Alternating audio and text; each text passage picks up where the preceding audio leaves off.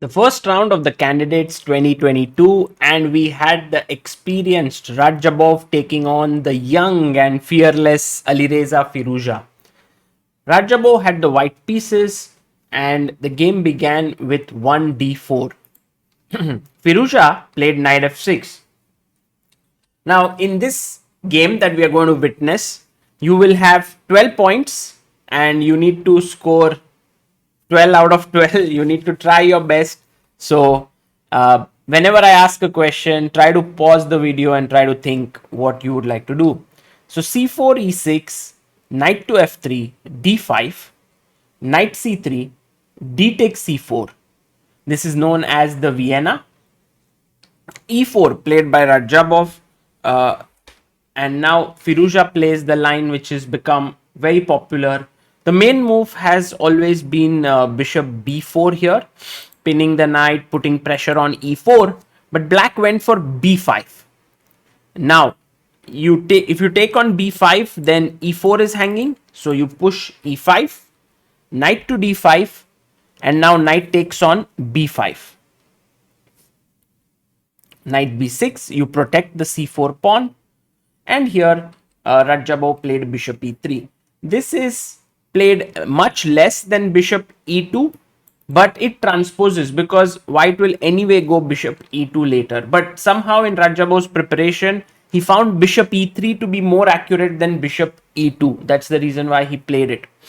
Now, when you look at this variation, you ask yourself that why has black gone for such a setup where the number of pawns are equal and he has isolated pawns, the pawn on c4 is weak. Well, the reason for that is that he has very smooth development. Like, you can put your bishop here, you can bring out your bishop on a4, the knight comes out to c6, you short castle, and black is doing actively pretty well. So for the activity, black has accepted a broken structure. Knight c6, bishop e2, bishop e7, castles. He came back with his knight to c3, rook b8, putting some pressure here on b2, a3. So you want to put your queen on c2 and then the rook on d1, but you want to play against the move knight b4. But now that the b3 square is slightly weakened, knight a5 was played. Okay, queen c2 makes a lot of sense. Knight d5. We are still following the game between Gunina and Pichot, and also Sviridova versus Nutakki, Priyanka Nutakki from India. Rook a d1, and now comes the first new move of the game, bishop to a6 by Alireza. And here Radjabov goes for bishop d2, which might well be the best move. I wanted to show you another interesting move here, which was thought during commentary, which was h4. And black should respond with h6. Because if you were to take on h4, this is a mistake. Can you figure out why? This is your first point, white to play. Why is h4, bishop takes h4 a mistake?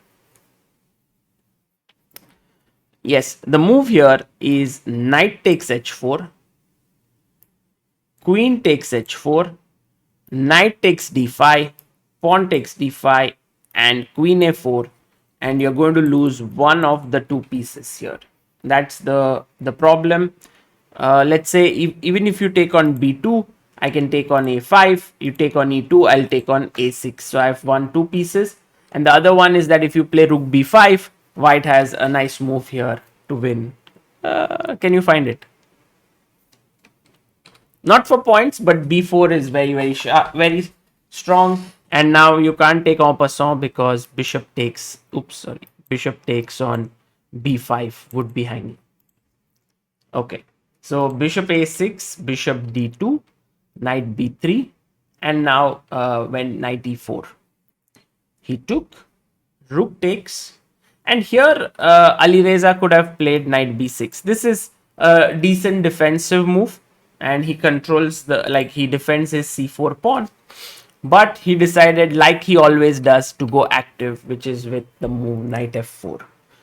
And Radjabov said, well, I'll take this pawn. It's a free pawn, nice juicy pawn. So for your second point, what should black play here? Black to play. Well, if you decided to take on c4 and say to yourself that this is a playable position, then you are utterly wrong. This is lost position. White is completely winning. He is pawn up. Black has weaknesses. It's just very bad. The move here, and a very strong move, is rook takes b2. I really like this move, and you get a full point if you found this.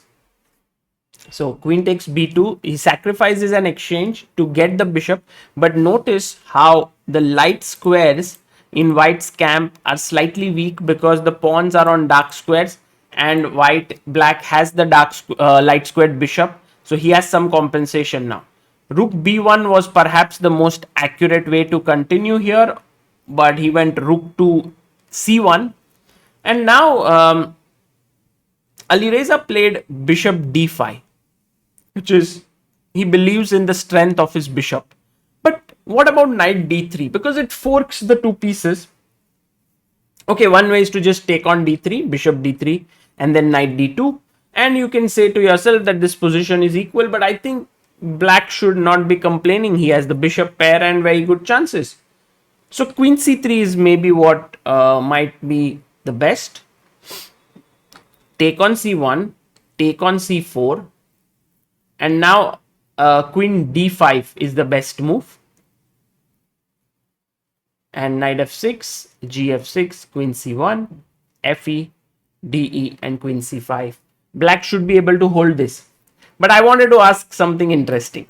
Say after queen c4, this all didn't happen in the game, but suppose bishop takes a3 is played here, and white goes queen c3. What should black play in this position? Because if he moves away the bishop, he will lose the knight. So it seems like he's losing. And if you play a move like, okay, try to think, what should you do? So the natural move here is queen e7, but after knight c5, bishop c5, dc5, the knight on c1 is trapped and black is lost. So that's the reason why the right move is a very, very tricky, and this is for your third point. Queen b8. Unbelievable. Chess is so rich. And after queen takes a3, try to find your move. This is for your fourth point. What would you do? Queen b1 is an excellent move. And now you are attacking the knight here. And also, if imagine queen b2, what's a very cool way to win here? Yeah, this is not for points, but knight e2, double check and mate. How often do you see such a mate on the chessboard? Isn't that beautiful? So g3, queen, knight e2, king g2, and queen e4. Somehow black manages to hang in there. So this was a small bit of analysis here for the move knight d3 if it was played, but instead he went bishop d5, rook e1 defending the knight, queen a8 putting more pressure down this diagonal, queen c2, and now Alireza goes for the sharpest move in the position, which is bishop takes a3. So for your fifth point, what should white play here? From this point onwards, Radjabov takes over, you know. So he starts getting the initiative. So the move here, and I liked it tremendously, is knight fg5. So you're creating a mating threat with knight f6 and queen h7 mate. And you can't play g6 because f6 is weak. So knight g6 is the only move. And now for your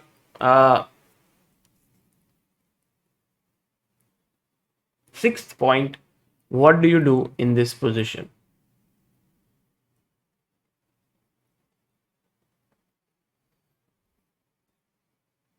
So the move here is like, if you said A, you must say B. Now you shouldn't worry about, oh, there is a skewer here with bishop b4 and so on. Just push h4. This is a very powerful move, and this was very nicely done. He played bishop b4. By the way, in the game, instead of taking the pawn on a3 here, black could have played h6. And this is an argument which I was having during the live commentary with Shyam and Tanya and all of them, that I can push your knight away and then I can play rook e3. And in such a position, black will always have very good compensation. But is it enough? Like, let's say take and take. What do you think about this position? I thought that this is something that white can play, like for example knight e1, then put your pawn on f3, and it looks like black does not have sufficient compensation. That is what I felt, but maybe I'm not 100% correct. So that's why the way Firouzja played with bishop a3 is, I think, correct, because he's trying to play it more tactically here with bishop b4 and now h5. And here's your question for the 7th point: what should black play here?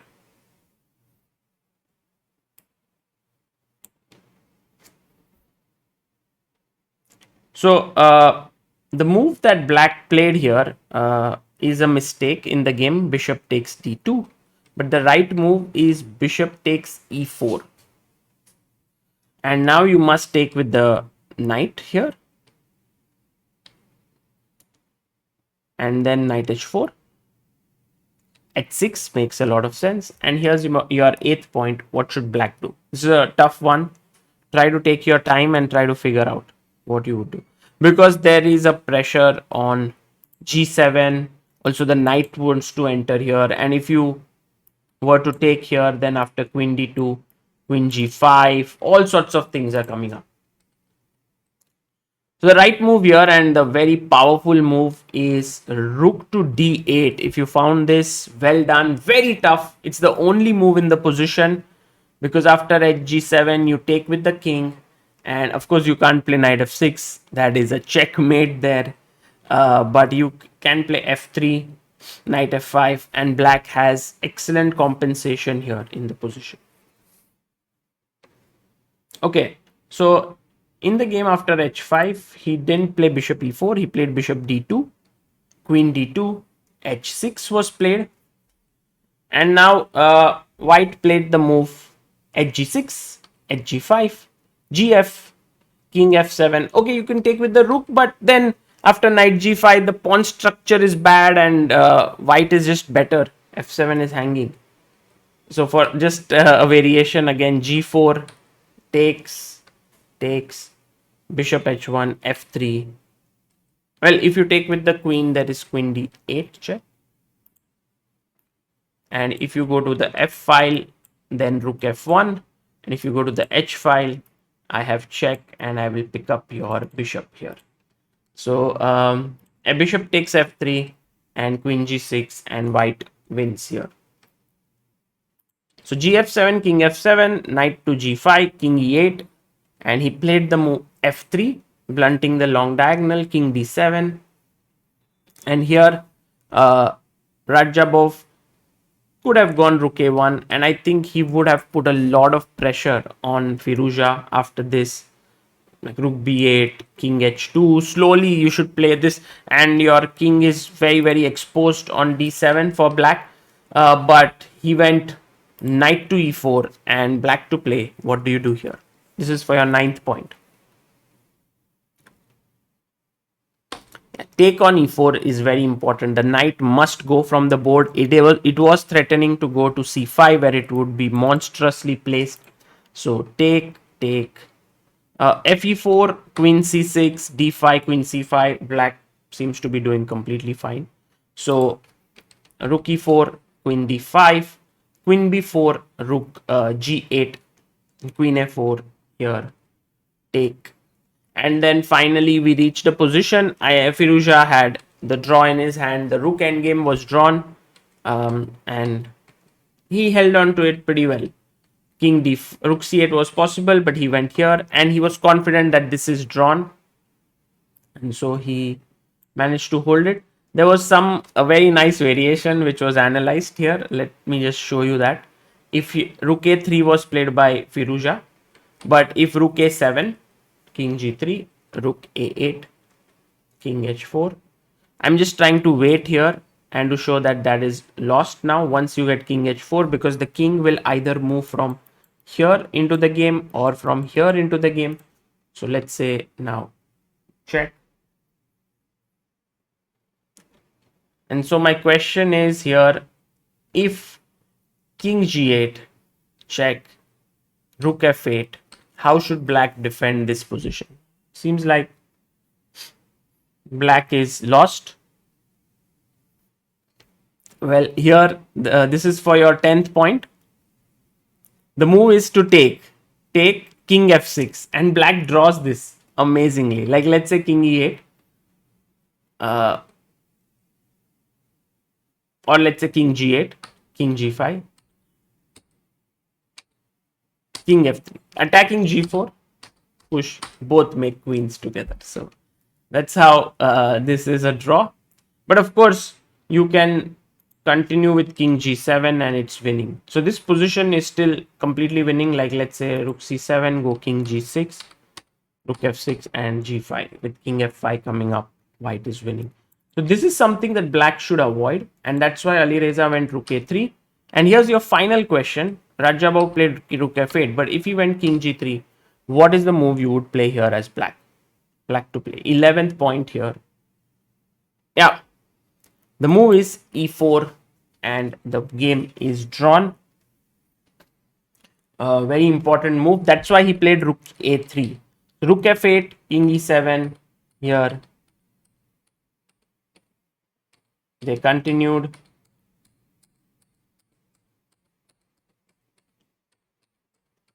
And then